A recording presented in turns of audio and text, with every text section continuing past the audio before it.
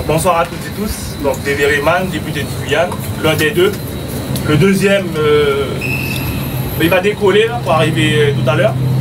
Donc les deux députés guyanais seront présents.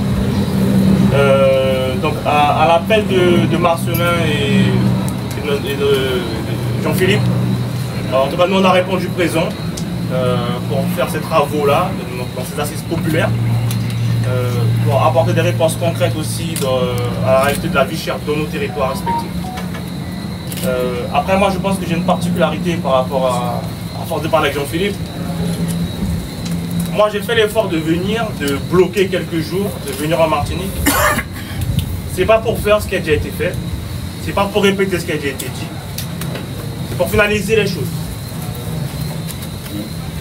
Moi il n'est pas question de continuer à faire les mêmes choses qui vont occasionner les mêmes effets in fine. Je ne suis pas là pour ça. Moi je l'ai dit ce matin à la radio, ma position, je suis en rupture avec tout ce qui se fait aujourd'hui.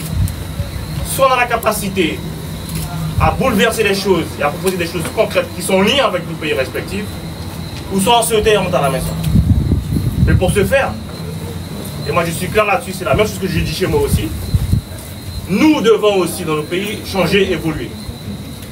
Et rien ne pourra se faire si nos peuples respectifs ne sont pas présents. Moi j'ai toujours marché avec la population et je marcherai toujours avec la population. Je suis un élu du peuple, je ne suis pas un élu du système, je ne suis pas un élu du gouvernement, je suis un représentant de ma population. Et à partir de là, mon lien il est intrinsèquement lié avec eux et avec personne d'autre. Donc, sans mettre la pression à quiconque, nous sommes là, je le dis bien et ça c'est un message personnel, nous sommes là, je suis là pour apporter des réponses concrètes pour nos territoires respectifs. Et je suis sûr d'une chose, ensemble, il n'y a rien qui nous arrêtera, rien du tout. Donc, que celles et ceux qui sont à des 1000 km entendent le message, nous arrivons. J'en ai fini. Bonsoir mes frères et mes sœurs, je crois que quand on partage une lutte, on se fraternise. Les océans nous séparent, mais la lutte nous convoque. Et la vie chère nous oblige à être ici ce soir, parce que celui qui tenait les fouets au temps de l'esclavage tient aujourd'hui le fouet économique. Et il frappe pas seulement en Martinique, pas seulement en Guadeloupe, il frappe aussi chez moi à La Réunion, et il frappe fort. C'est la convergence des luttes. C'est la convergence des luttes sociales, économiques et identitaires. Ils se liguent en face.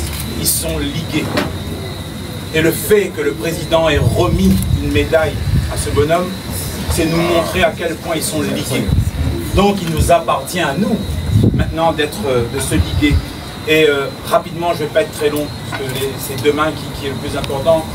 Dire que être sur cette terre, et ce n'est pas des paroles en l'air pour moi, être sur cette terre est une bénédiction pour moi qui a vu naître Aimé Césaire et France Fanon, qui a tant éclairé nos luttes et qui éclaire toujours à travers les écrits. Et je rejoindrai mon collègue David Riemann, je te rejoins. Moi je préfère une petite révolution qu'une grande gestion. On n'est pas là pour gérer le peuple, on est là pour révolutionner ce système qui nous met à mal et qu'il faut abattre. Et je...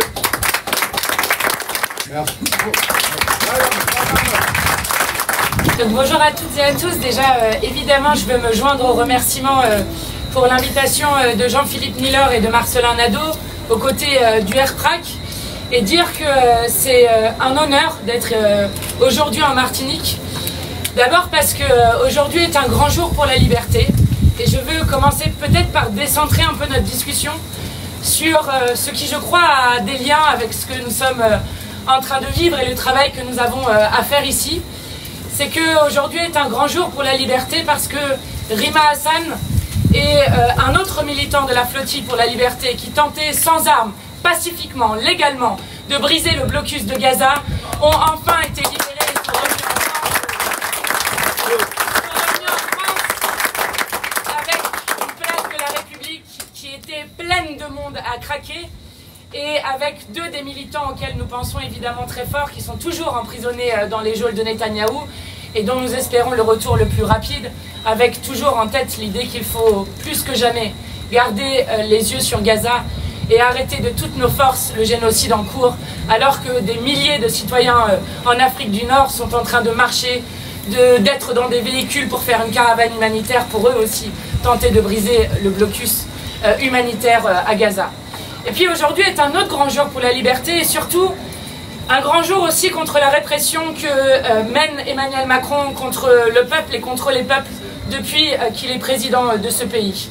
Parce qu'aujourd'hui, Christian Théin, mais aussi les autres leaders kanaks qui étaient retenus à 17 000 km ont été libérés, et ce alors que Darmanin avait fait un appel pour faire en sorte qu'ils continuent de rester en prison. Cela fait 1 an que plusieurs leaders kanaks sont emprisonnés. Nous demandons maintenant qu'ils puissent être rapatriés en Kanaky, Nouvelle-Calédonie, et qu'ils soient relaxés de tout ce qu'on leur reproche.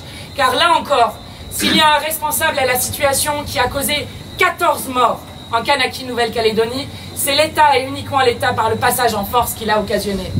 Et du coup, c'est avec beaucoup d'émotion que je suis là, moi, aujourd'hui avec vous, parce que je crois que ce qui se passe sur les différents territoires ou pays dits d'outre-mer, avec des singularités très fortes entre les différents endroits, c'est que la seule réponse qui a jamais été apportée, lorsque les gens voulaient juste manger, parce que le mouvement populaire du RPRAC, le mouvement populaire contre la vie chère en Martinique, c'est des gens qui ne supportaient plus de voir que leur enfant allait le ventre vide à l'école, de voir, pour certains, donner à garder leur fille ou leur fils aux grands-parents parce qu'ils n'arrivaient plus à les nourrir correctement, de voir qu'ils ne pouvaient juste qu'ils devaient juste devoir choisir entre des choses qui sont impossibles, c'est-à-dire payer un loyer, payer son énergie, payer son eau ou payer ses courses correctement. Nous sommes dans une situation catastrophique.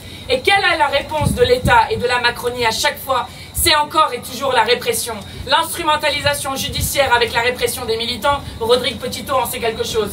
Et d'autres militants d'ailleurs et militantes du RPRAC. On s'en rappelle pendant le Covid.